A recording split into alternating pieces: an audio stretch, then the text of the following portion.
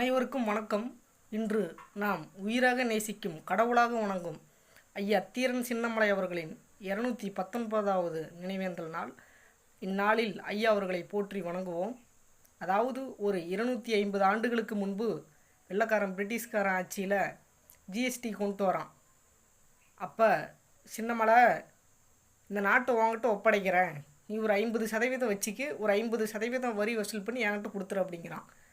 அப்போ நம்ம பாட்டேன், ஏண்டா யார் நாட்டில் யாருக்கிட்ட வரி கேட்குறீங்க, எந்த வழியாக வந்தீங்களோ அந்த வழியாகவே ஓடி போயிருங்க அப்படின்னு சொல்லி வெள்ளைக்காரன் அன்னைக்கே தனியாக போய் எதிர்த்து நின்று சண்டை போடுறாரு.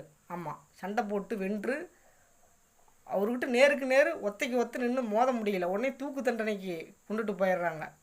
தூக்கு தண்டனைக்கு கொண்டுட்டு போகிறப்போ ஒரு பிரிட்டிஷ்காரன் தூக்கு கயிறு கழுத்தில் மாட்ட போகிறான். படக்குன்னு கயிறு பிடிங்கி கழுத்தில் மாட்டிக்கிட்டு, ஒரு துரோகி, ஒரு எதிரினுடைய கையில் கூட என்னுடைய சாவு, என்னுடைய மரணம் இருக்கக்கூடாது அப்படின்னு சொல்லி மானத்தோடு வீரத்தோடு மரணித்து போனவர் தான் நமது பாட்டன் வீரமிகு பெரும்பாட்டன்.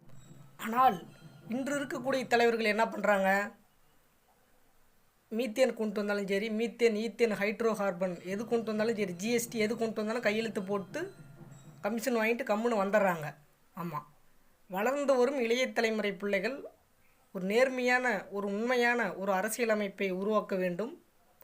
வீழ்ந்து விடா வீரம், மண்டியிடா மானம், அதுவே நமது தமிழரின் கலாச்சாரம், நமது பண்பாடு. நாளில் நமது வீரமிகு பாட்டன் தீரன் சின்னமலை அவர்களின் நினைவை போற்றி வணங்குவோம். நன்றி. மானமுள்ள தமிழன்.